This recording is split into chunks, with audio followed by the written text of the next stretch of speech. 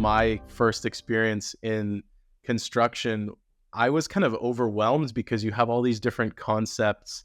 Everything seems to be related, but there's no really good tool that kind of says how everything's related. And so for me, kind of step number one in all of this was getting to an ontology, which is like how the domain of construction and design really work, written out in kind of machine readable format. When we talk about knowledge graphs, I think it's really interesting. It's just kind of a different way to organize data. It's organizing things by concept and how they relate to each other.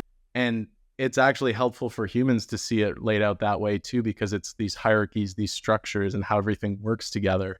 Now with large language models, you can do some really powerful things by combining specialized searches to be able to recall all of that information in a really structured way because of how those relationships are kind of built into the data to begin with. You know, everybody has a little bit of their own flavor when it comes down to the organizational level. And before we get to those really advanced processes, we need to take a look at those data structures and kind of understand how we want to organize them for what outcomes.